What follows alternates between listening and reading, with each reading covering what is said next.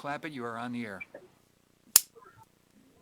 Welcome to Talking Peace with the Western New York Peace Center, being recorded here at Think Twice Radio in the home of the future. Thank you, Richard Wicca. Richard is our producer. I'm very grateful to Richard. And I'm your host, Vicki Ross. I'm the director at the Western New York Peace Center, and we're doing a very important show, I think, tonight. We'll be talking with our special guests about the arts and how they support the movement, and especially the Black Lives Matter movement for Black lives, and so much justice work that we need for racial justice. So I'm very excited to introduce friend of the show, first of all, who's been on the show numerous times now, Jillian Hanesworth, poet Jillian Hi. Hanesworth. Hi, we're so excited to have you. Thank you for having me. I'm excited to be here. And then we're also excited that she brought a special friend of hers and now a special friend of ours, Chad Williams. Hi, Chad. Hi, how you guys doing? Oh, so good now. And so good to see you and meet you here on Zoom. So we've been talking. We've talked on the phone a little bit and a little bit of emailing back and forth. Chad is the proprietor of the new Due Process clothing line, which is a very exciting and important development here in Buffalo that we're excited to be part of, and have some collaboration going on and some very exciting things to talk about. So maybe if we just start off with sort of how each of you sees what you're doing, how you came to be doing it, and how it relates to the movement. Because I think that's going to be that is your slam dunk question. It's all about that. So it's exciting. So Jillian, why don't you start?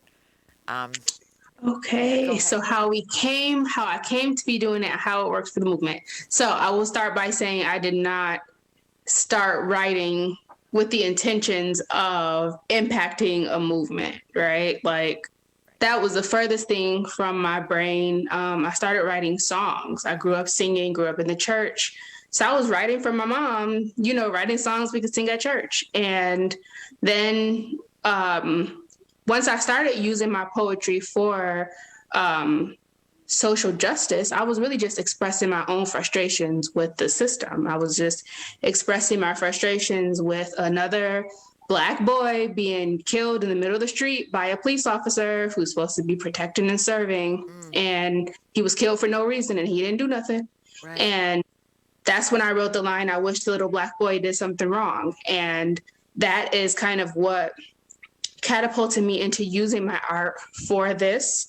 I still kind of have a hard time saying that my art impacts the movement, because I think of the movement as this like macro breaking of a system, right?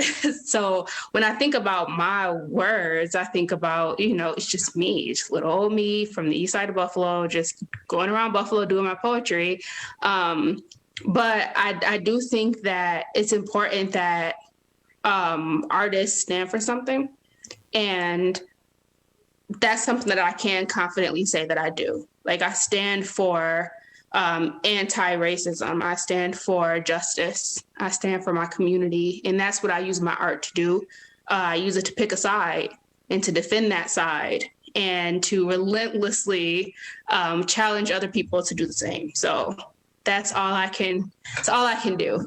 Well, I can vouch for how beautifully you do it. I mean, having been privileged and grateful to see and hear you do it numerous times in ways between, one that was especially, I didn't even mention that you got our Ultimate Activist Award, the Western New York Peace Center Ultimate Activist Award. Did you know that she got it, Chad? No, I didn't know that. That's news to me. Yeah, just this past year. And not only that, she got it with us in an event that was really an evening with Dr. Cornel West. So that was a real thrill. So yeah, anyway, definitely. Yeah. So yeah, he's such a real icon. He's just such a to me, he's just what we need. And we were just talking about this actually, that he really emphasizes how much the arts and how much the music, how much the so many so many different kinds of art do buttress the music. So I want to ask you, Chad. So why don't you tell sort of how you came about? You were telling me how you came about even starting this clothing line, and also with the name like Due Process. So how did that happen? All right, cool. I'm originally from Brooklyn, New York. Mm-hmm. I started going to college in Buffalo. I went to Buffalo State College in 2016, Mm-hmm. and then everything was fine. I was working my jobs. I worked like as any regular college student. And then my junior year in college, I believe it was the first, no, the second semester of my junior year in college. I went out on a Saturday night with some friends, Mm-hmm. and that night didn't end how I thought it was gonna end. I was arrested by the police, by the Buffalo police. It's something that I didn't do. I had to spend the night in jail. If I wasn't a college student, I think the judge would have kept me in jail until it was time for me to go to court. But I seen the court. I went to court the next day, seen the judge. She let me out, but then she gave me a court date for 2 weeks later. So I was calling the public defender for like the whole 2 weeks. This guy didn't answer the phone until the day before court. So I thought I was screwed. I thought it was going to be horrible. But then I finally got on the phone with him. He said everything was handled, everything would be handled, but everything wasn't handled. I had to spend almost a year fighting to free my name. So like on top of work, on top of school, I had to keep going back and forth to court. And even when I went back home for the summer in Brooklyn, I had to travel back to Buffalo. And if you know, that's like a 6-hour, 7-hour trip sometimes. So I had to keep going back and forth, back and forth. My uncle had passed away and I had court the next day. So that was kind of tough. I had to go to the funeral and then I had to get on the train, the long train ride to go back to Buffalo. So it was just bad. And like the worst part of it all, I didn't do the crime. So that's like why it was just like messing with me. I was being punished for something that I didn't do. Right. So I seen all the like the injustices in the justice system. So I like to say, from the horrible public defender to the judge who just looked at me wrong from the first time she seen me. So thankfully, over a year later, I was able to clear my name, and then I decided to start Due Process.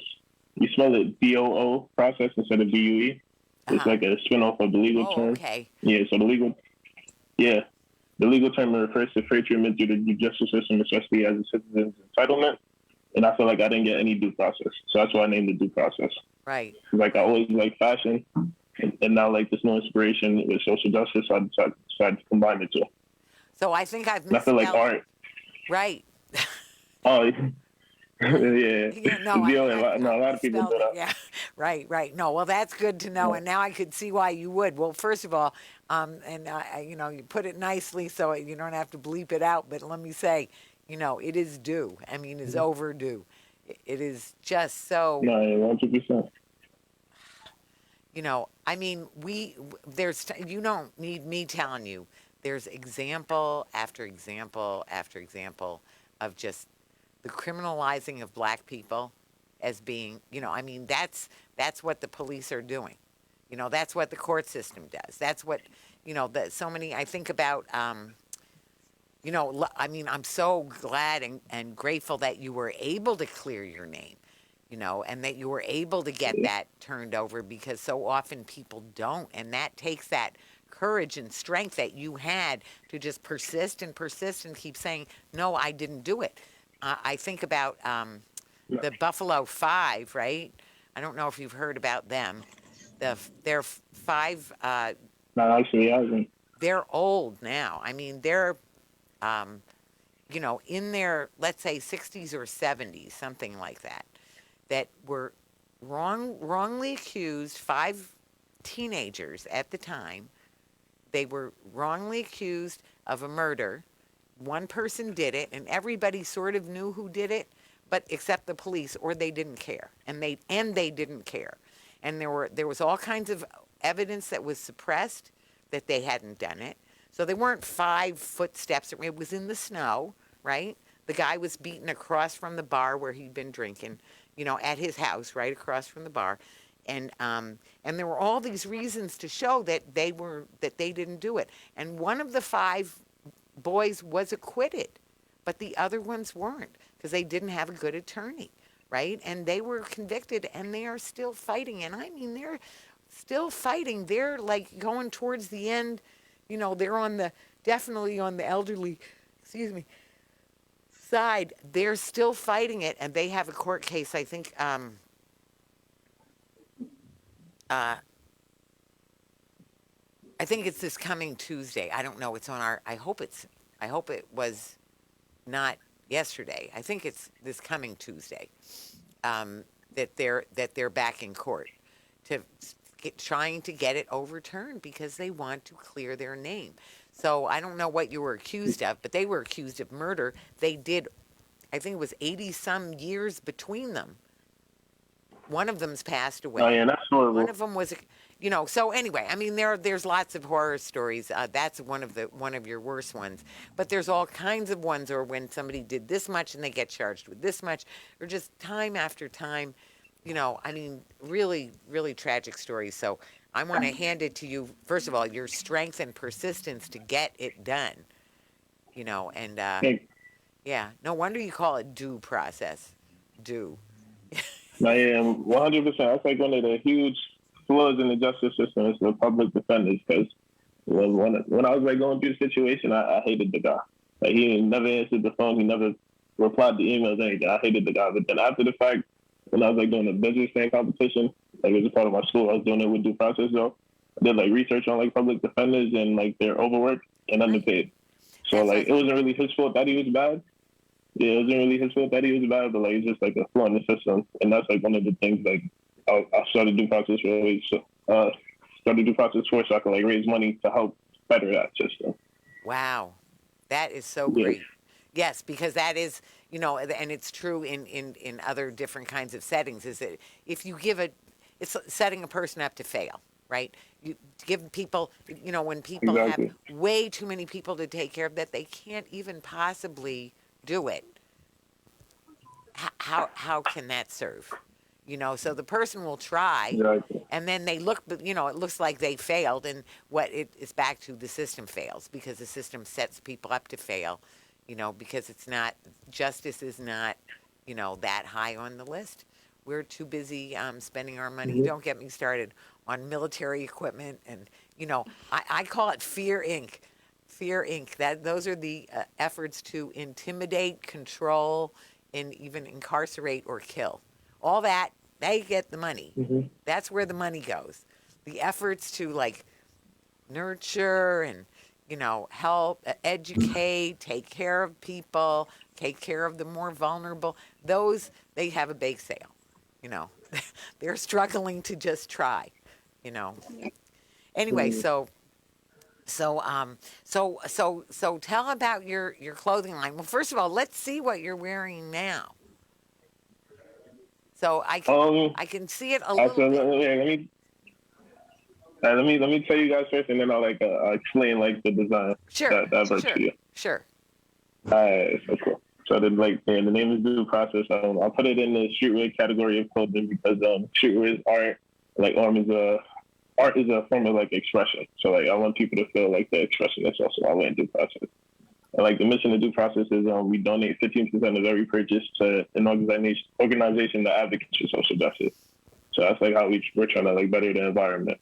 Like what I initially had planned is like I wanted to do like every 15% would go towards like I call it like a defense fund, and then that would go towards like bettering the criminal justice system by like putting funds towards the public defenders so they're getting paid more money, and then hopefully it persuades them to work harder. Yeah, so like every design that we try to do, we try to make it aesthetically pleasing. That's the streetwear part, and then also like the social justice meaning into it. Right. So I don't know if like the camera is like clear enough, but the shirt that I'm wearing right now is I'll put the camera down. So it says so this is like call this Walking While Black collection. This is like a portrayal of Trayvon Martin. I don't know if you guys can really see it, but he has like the pack of Skittles in his pocket. He has on his hood, and then like his head is the O in do, and then his body's like in the shape of the P. So it says like do then process.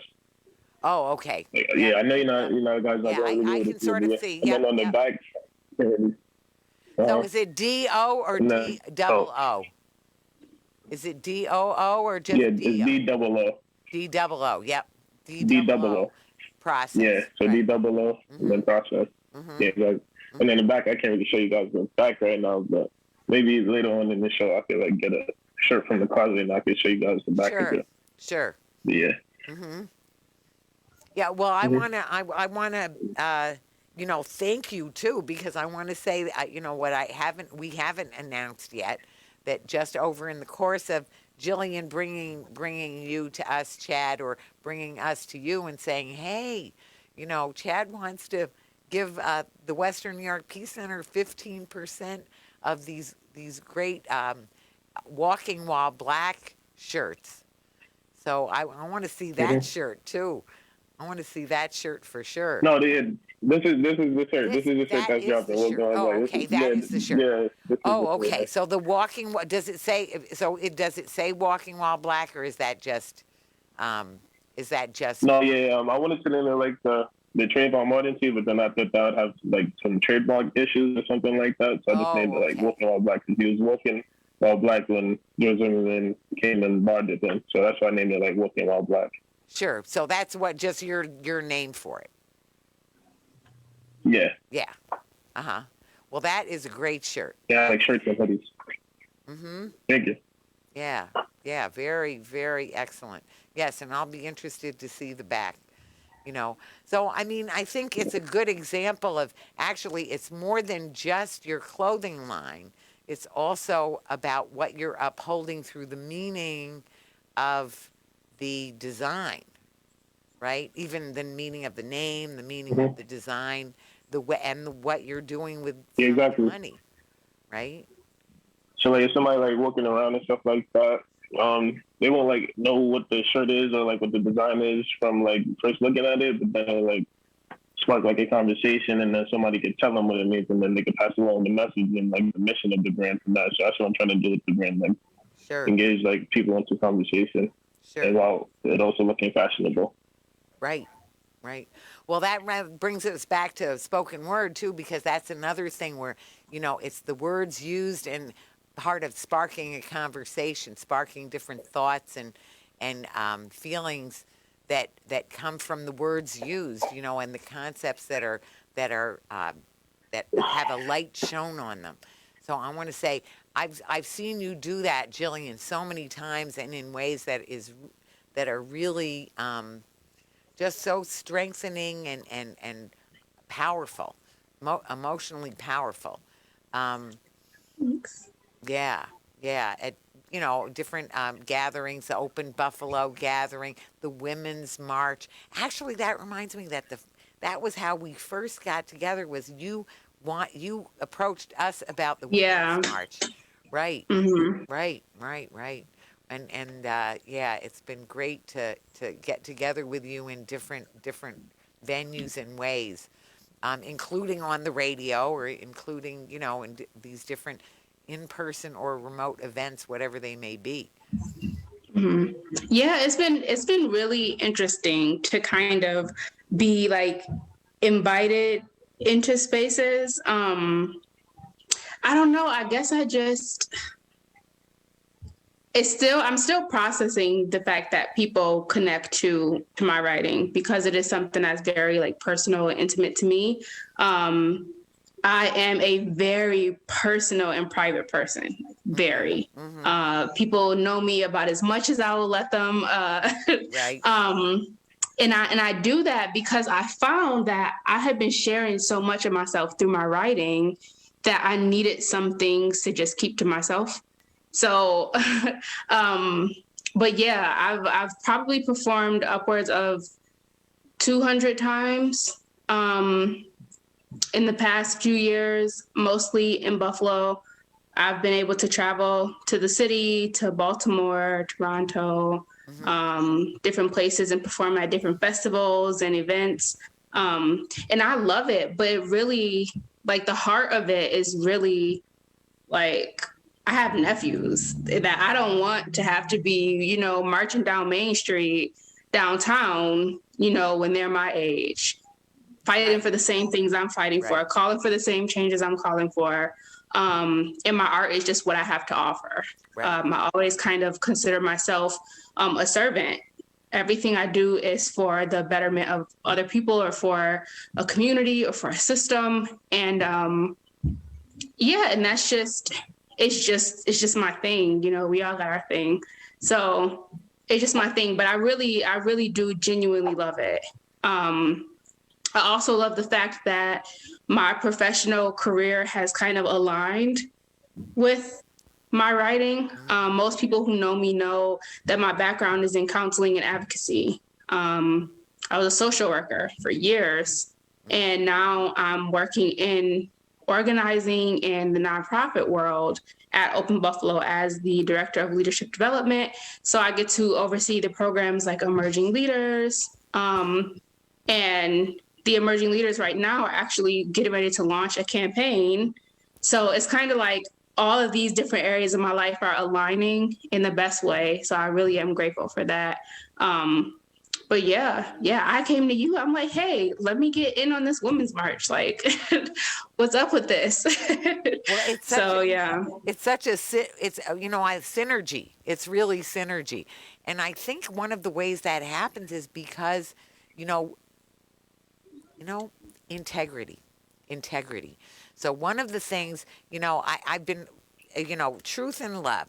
Dr. King's quote. I love that quote. I want to say the first person who drew it to my attention was John Washington. Actually, was that quote that I use it all the time now. Is when Dr. King said that that I I believe that unarmed truth and unconditional love will have the final word in reality. That is why good, temporarily defeated, is stronger than evil triumphant. So that unarmed truth and unconditional love. So that from the very first Women's March, I actually used that quote.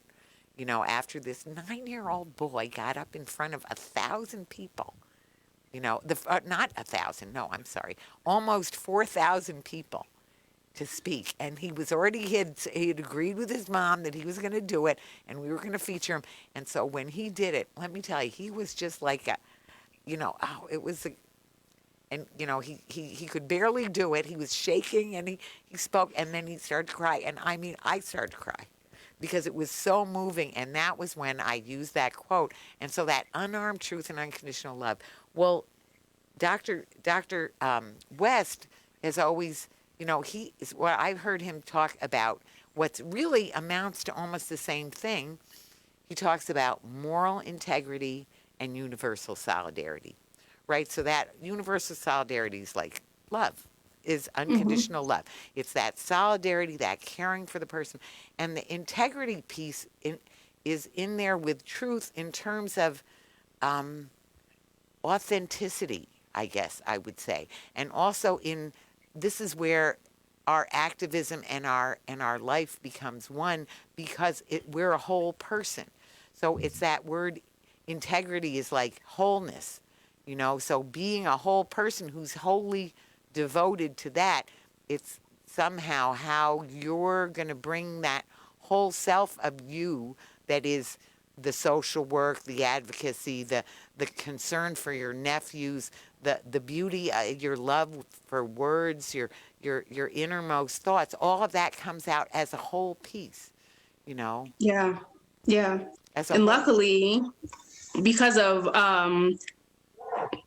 the Maston District Council member, Wingo, we will hopefully, I'm going to say within the next couple of months, be finalizing the Poet Laureate role here in Buffalo. So excited. Which I'm so excited about. Me too. Because we don't have that kind of voice and that kind of representation. And I feel like every city has a story that deserves to be told in the kind of color that like only poetry can give it. So I really think every city needs to have a poet laureate, every township, whatever you call it. Right. Yep.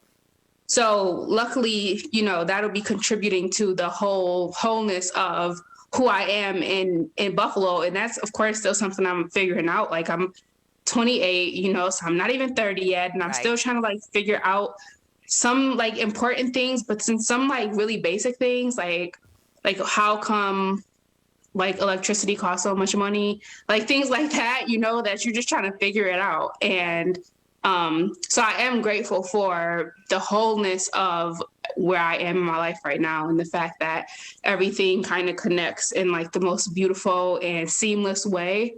And it's a lot of work. Like, let's just keep that straight. It's not like, I'm Oh, sure. cruising along. No.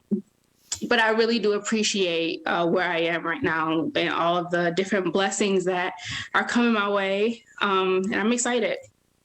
Well, I think it's very exciting. I think it's very exciting that, that we'll have a poet laureate, and we already do, whether it's been declared or not, but anyway. And I want to say, I think Buffalo, as much as, I mean, there's all kinds of problems, and I don't say there aren't. I mean, that's the Western New York Peace Center. We are working on a lot of those problems. And we all are. That's what we're talking about with this movement, with the poverty, the segregation, the injustice that there's plenty of things to work on. But we also have that wonderful legacy of a history of being very forward thinking as the birthplace of the Niagara movement and really the NAACP, right? As a last stop on the Underground Railroad, and the whole Michigan Street corridor there, all the things that were going on there. I think of Bishop Henderson, such a wonderful man, and all the work he did, all the upholding those stories, telling the stories, and having really that legacy of racial justice in particular. So that's where we need to really make that progress to live up to our legacy of getting it done. Yep. And I feel like now we're at that point where things are happening. A lot of things are happening right now, and they were happening over the summer. And we're making traction. There's been some changes. Not enough, but enough to notice that it's happening. Mm-hmm. Yeah. And I definitely feel like I sometimes I notice the changes, but I can't take my foot off the gas. You know what I mean? I feel like sometimes we get too comfortable in the fact that little things are starting to happen, that we forget that there is a system that needs to change. But you're right. It's nice to see little things happen. It's nice to see so many young leaders kind of step up and run for office and assume leadership roles, and kind of like a lot of us are just blazing our own path, and that's like a renaissance here. So that's really amazing to see. Well, that's both of you. I mean, you're both blazing your own path, and with that creativity that I want to say, and this is again, it makes me think of. I thought you might have been connected with the T-shirt. Now, what's your T-shirt on there now? The For the Culture is the one I want. I think I'm allowed to wear that one. Do I get to wear that one? You can wear that one. Yeah. You can wear that one. I need to get that one. But anyway. I did decide I'll be partnering up with some people. I put out the Revolution Will Rhyme shirt, and so many people got that shirt, and I loved the process of being able to have like apparel that they can have and wear, but making it and then trying to sell it and then packaging it. That's where you need Chad. So that's not for me. I can't do that part. Chad, this is the beauty of synergy. This is the beauty of collaboration, is the part you don't like to do, that Chad is all set up to do. Right? 100%. I watched 1,000 hours of YouTube videos and all of that already. I feel like I'm an expert now. I got you. You built for this. Definitely. Now, so I haven't. Bro, that part, I got that. I haven't seen that one. I have not seen that one. What does that one look like? Does it have the whole poem on it, or what? Oh, no. The one with the women. The women of Black. Oh, yes. So I do. Of course, I know that one. Yeah. Yes. So I'm thinking, a couple more. Not too many. you know, No, you don't want to get get too Chad. ahead of myself, You get but Chad working on it. There, he's we've all set for it. So anyway, but been talking about yeah, it. it's well, maybe yes, Yeah, I should think. it's in the works. Yeah, but one of the things that makes me think of Cornell again is about that that with that's one of the things that black people have done right along, and you could say it's a very human thing that people do when we have suffering or oppression or whatever our heartaches are, that it's the Hmm. arts that buoy people up, that help people make it through. And so Yeah. and that's why there's such a rich culture for the black Hmm. culture, because there's been so much of it to deal with. So the strength and the creativity that people found. I mean, a music, art, everything.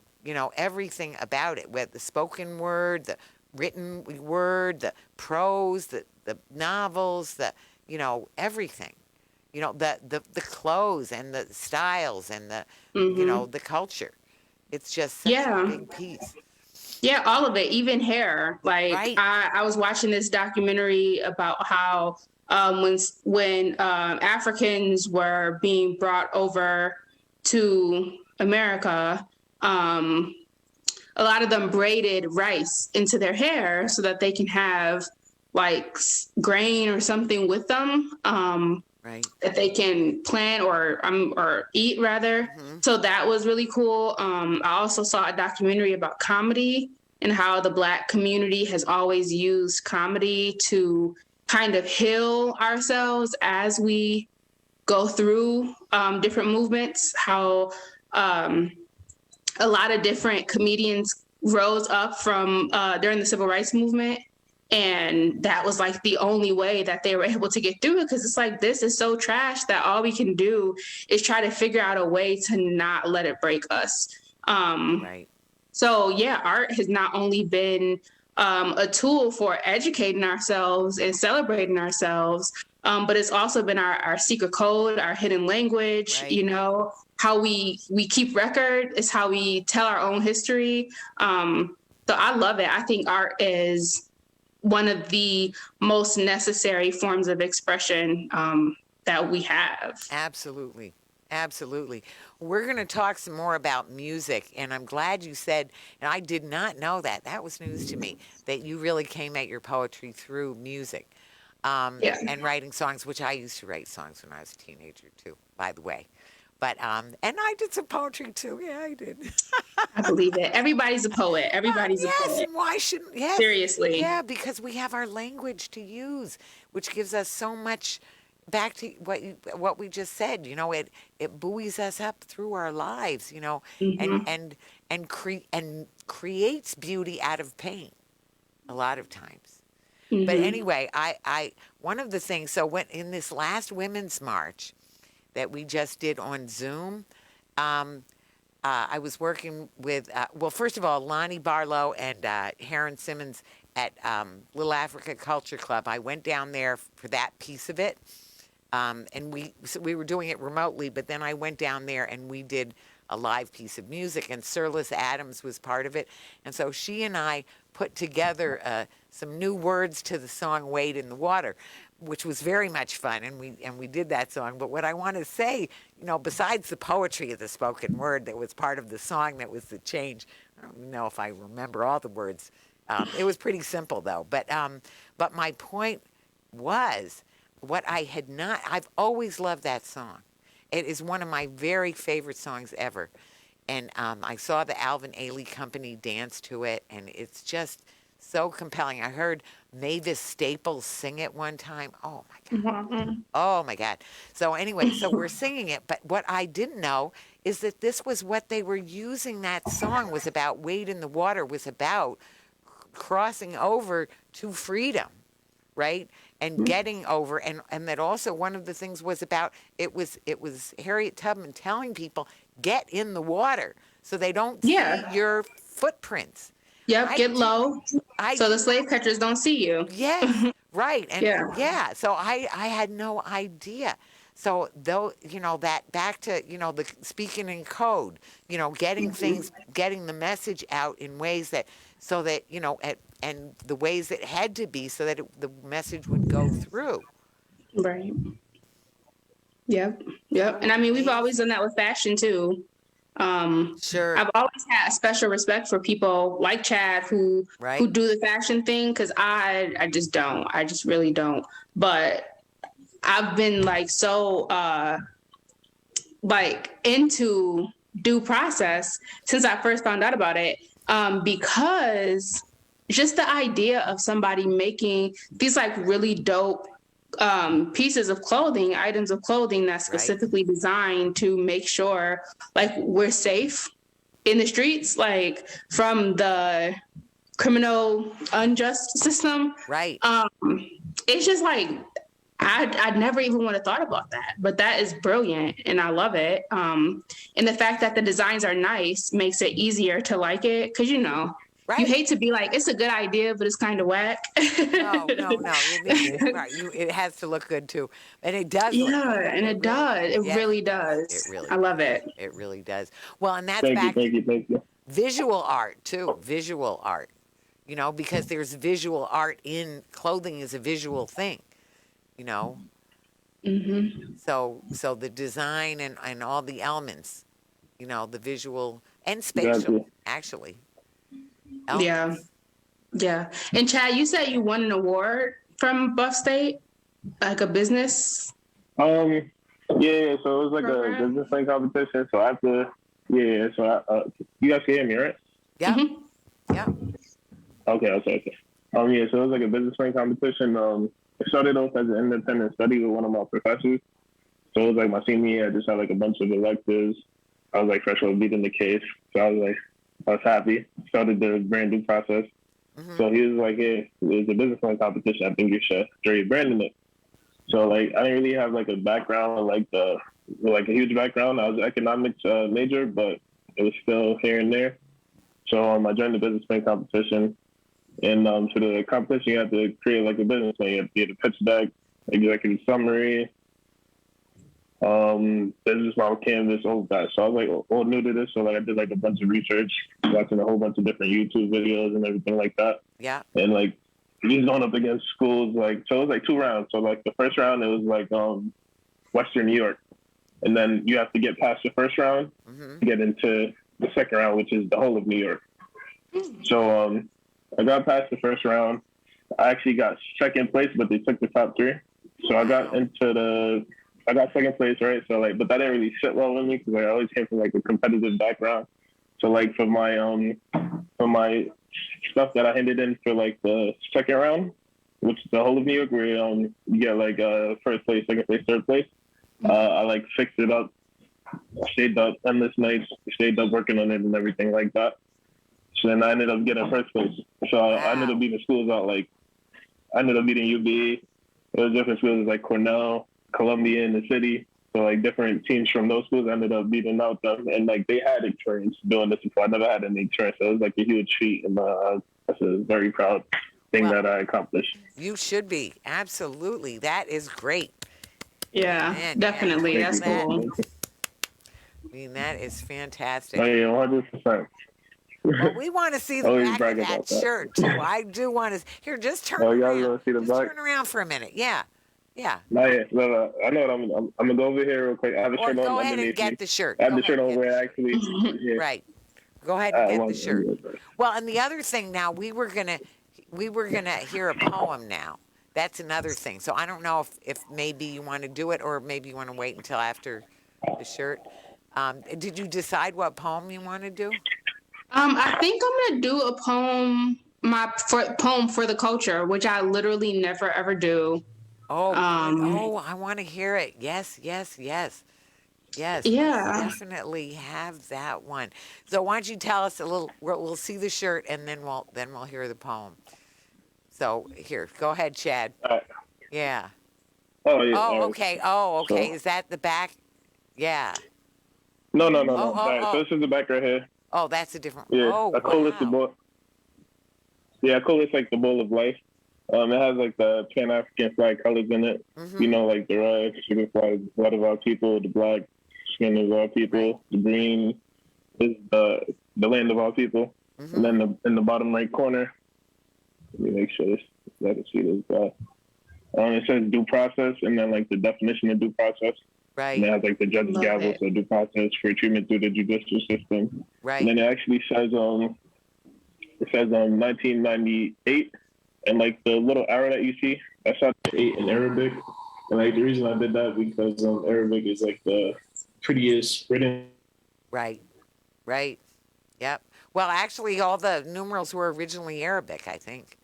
You know, the Arabic, it was an Arabic number system. Our actual numbers are Arabic, I think.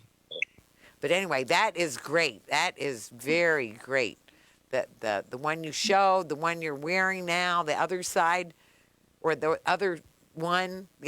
So that's 3 different ones that we've seen then, right? No. So the okay. one that I just showed you, that was Back of the other one. Okay. Exactly. Yeah. Right. And then this one right here is actually how I met Jillian through this shirt. I think I forgot exactly the way, but this shirt I made it in for the George Floyd protest. So like George Floyd, the officers, they didn't follow any of the use of force regulations that they swore by oath to follow. So I decided to put it on the back of T-shirts, right? So I put like 3 different rules. One of the rules was like if you see an officer doing wrong, it's your duty to go in and stop that officer from doing wrong, right? So that was like one of the rules. That's exactly worded, but that's like the meaning of it. Mm-hmm. And I put it on the back of T-shirts, and I was giving them away for free at protests. I was in New York City, so I was giving them away for free at local protests over there. And like tropes of like if a protest is on the ground by the officers of the law, then the officers will see the rules that they swore to. So that was like the meaning behind that. That is great. Yeah, that's super fire. Yep. So why don't we hear this poem now? Yeah, I love to hear For the Culture. Yeah, so this poem was the title poem for my first poetry book, which is the only poetry book I have out right now. And it was kind of just a tribute to everything that reminds me of my culture. So I figured that would be a good one to do since, you know, I'm celebrating who I am and where I come from, the people I come from. So this is For the Culture. Okay. This one's for the girls with the protective styles, button nose ring, and the bright white smile. For the fist that never grows tired of flying in the air, and for the, well, I bought it, so yeah, it's my hair. For the extreme edge control holding the baby hairs down, and for the babies on the book with the Snapchat crowns. For the loud, hearty laughs to cover up the cries, and for the educators that refuse to spread white lies, the fine line between blood family and knowing who's who. So your mama's best friend's cousin is one of your aunties too. This one's for making Kool-Aid without a measuring cup, for working hard and working smart and refusing to give up, for all the nights spent with friends sipping on sweet wine, and for the Cash Money records taking over for the 99s, for the music we claim made for us by us, and the don't cry, walk it off because we're built for it tough, for the spades, games, and loud claims that somebody reneged, and for the hot summer days filled with kids being kids, for the inside or outside, y'all better choose one. In the hot combs, hissing grease about as hot as the sun, for February 1st through 28th, aka Black History Crunch. And for the face we make when they say, why is there no White History Month? For the fears, white tears, and for the car doors locking, for the panic they felt when they realized we ain't stopping. Can't stop, won't stop. This one right here is for Diddy. And for Biggie, Nas, Pac, Jay-Z, Left Eye, and Remy. This one's for Breakfast Club and for the donkey of the day, and not always knowing who we are, but being sure of who we ain't. For protecting our values from those who destroy them like vultures, and for the freedom fighters and freedom writers who do it for the culture. Wow. Thanks. Wow. Yeah. Bring me to tears. Boy, oh boy. Very beautiful. Thank you. Were we the first ones to hear that? Huh? But no.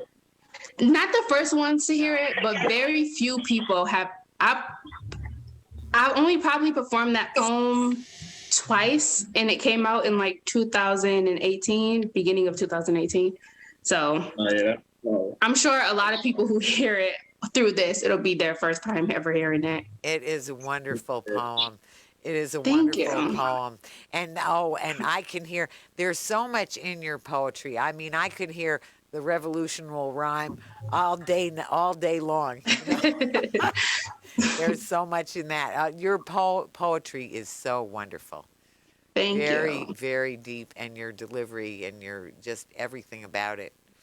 I did want to share one thought is this what you were saying about being very private is, I think that is one of the things that people do is the more we give out, the more sort of extroverted we are in so many ways of sharing or connecting or engaging with people, the more we have to keep a space, you have to find a way. So I've Yeah. always thought, as for myself, as a big extrovert, is that the big extroverts are also the big introverts because they're a really big extrovert a lot of the time. But then you have to have that time and way to just Yeah. not hear anybody, not connect with anybody, Mhm. can't ignore anybody, right? So then Yeah, you it's how you really need to be recharge. alone, right? Yes, Right, recharging, right, definitely. right. So, and that's where the wellspring, where you find, you know, I mean, there's so many ways of finding the inspiration, and some of it's from the things around us and the people around us and the things that happen, but some of it's from, what's going on inside that's Yeah. not showing. Yeah, yeah, and that's true for visual arts too. I'm sorry that we don't have. Well, actually, that's why I said you really do have a visual art. Chad, when you're the making of clothes, the design process and the designs in the process. So, you're using the words, but you're using images too. So Yeah, yeah, there's definitely. that design element is big, is huge, And there's also the collaboration between the two. So right? we put Jillian words onto the shirt. Right. So, Yeah. Yep. That's what we're gonna do. We need to put some words on some shirts. Yeah, it's the synergy there. The synergy on it too. The synergy. And actually when you were just saying, you were reminding me too, one of the things that we will probably do going forward, maybe not next week, but the week after we very well might, is that now have you met Justin Lee? You might have met him over the course, but you might not have. You I might don't not. know. He's an intern with us. He's Damon. He's at Damon College for social work, just finishing his degree, and from the Bronx. But anyway, he did a report on the Crown Act. So I was just talking with him today about doing something about that. But he presented to us before, so it's a whole bunch of it's the protection for people to wear their hair the way they want to and not get racist kind of,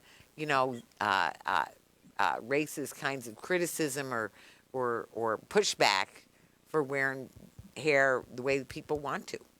Yeah, definitely. That's necessary. Yep. It's sad that there has to be an act to let us wear our hair the way it grows out of our scalp, but You're not kidding. It's so whatever. ridiculous. It's ridiculous. Yeah, definitely. And that's one of the things we were thinking about. Is like, what kinds of laws are there? And there are laws. And it's unfortunate when we find that we need them because things that should be normal are not normal. Right? Right. Don't get me started talking about the gangsta who is no longer in the White House. But that would be another example of there's a lot of things that were not laws that maybe they have to be laws if people are not, doing the right thing. And Yeah. there's plenty of that. Now, you know what? We're not quite there yet, but we're getting sort of coming around the bend on. We just have about a little over 5 minutes left, and it's such a rich conversation, especially when we're talking about the arts and how it relates to the movement. And I want to say we have been out there, in Buffalo. Now, I do want to ask, Chad, you're in Buffalo, right? Now. Yeah, I'm in Buffalo right now. Yeah, I work out here now. Yeah. And so are you living here? Yeah, I have a job out here. So business plan competition. One of the judges, they like me, I guess, and my business plan, like the way I presented everything. So she offered me a job. So now I work for like a venture capital firm out here in Buffalo. Okay. So I'm currently. Wow. Love to see it. Love to see it. Yeah, so that is Thank you. very cool. Well, I'm sure we'll Yeah. find out some more stuff because we have to figure out some of our stuff about how, and we'll help, promote the shirts and everything else, and promote the point, because we are also really about promoting the point, you know. No. But anyway, I think about like how, there's so many, so much of what happened over the summer, so much of the stepping out, so much of the catering to people's needs, nurturing people's needs, healing, like that healing event that you held, and some of the work that I'm sure that's very connected to some of the work you're doing at Open Buffalo. So Yeah, I mean, we're about to launch a community restoration project, which consists of 3 different platform policies. This airs Monday, I believe. is this on right? the This 16th? episode. Oh, this Yep. episode will air on Monday, and then your event is on Tuesdays. It's going to be the next day. So Yes. tomorrow, if you're listening to this on Monday. Right. And it consists of Clean Slate, which is a legislation that will automatically expunge records depending on the crime committed, and of course contingent on another crime not being committed Right. within a certain time span. Of course, marijuana legalization, which is something that we know is being prepped to happen in this state, but we want to make sure that the money is going to communities that have been historically excluded from receiving money, like in reparations and things like that for the harm done, and then tax the rich. So we want to tax the people who's making the most money so we can have a more equitable taxation system. So restoration, healing is all the trend for this year, the focus. Well, sign us up. So Cheney already told us about it. Cheney Brockington, Yeah. who's on our board, she sent it to me, and I just, in the course of the day, I have not gotten it on our website, but it will be on our website. We want to support you all. We want to support those initiatives, absolutely, just every kind of way. Definitely.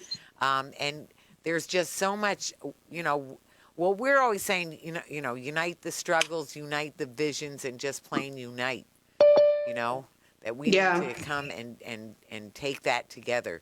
So, so last words. So what are some of the, well, Jillian, you're gonna stay with me for the next hour? Yeah. Great. Okay. So Chad, first of all, I'm just so excited to meet you. We're so grateful for you thinking of the Western New York Peace Center. And we're so excited about being part of your exciting new business that will help spread the spread the word, build up what we need in the world, and of course for the culture, and for the justice, Yeah. So any final thoughts of what you want people to remember, or Yeah. Where can So people final find- thoughts. where Okay. No. All right. So this one. All right, so I want to give a shout out to Marnie and the West New York team for giving me the chance and the opportunity to stay in Buffalo to also work on my craft. So I really appreciate them for that. I want to give a shout out to my family and friends who always pushing me and helping me promote due process. All of my advisors that helped me with the business things and sides of due process. And shout out to Jillian for introducing me to you, Vicky. So me, Process X, Western New York Peace Center could collaborate and do hopefully bigger things. But yeah, you guys can find me on all social medias, Instagram, Facebook, and Twitter at Due Process, DOOPROCESS. And then I also have a website, www.dueprocess.org, again, process.org, not .com. .org. So, thank you. .org. So we'll know that. So we'll talk some more another time. We're so grateful to have you on the show, grateful for the wonderful work you're doing, all your creativity and initiative and everything else. So together this is Talking Peace, and together we've been talking peace in truth and love. So thanks so much. Thank Nice. you. Thank you, guys. Thank you. Okay. So Chad, you take care. Call me anytime. We'll be together soon. We'll be talking soon, and yeah, it's great to have you there. So Thank you. okay, take care. All right. Talk to you soon, All right, Chad. Jillian. Bye. Okay, take care. All right, Thanks so all right, guys. much. Thanks so much. Good rest of your night. We'll see you. We'll talk soon. Okay. Okay.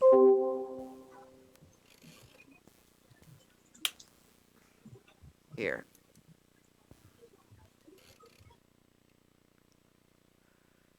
Here comes Heron.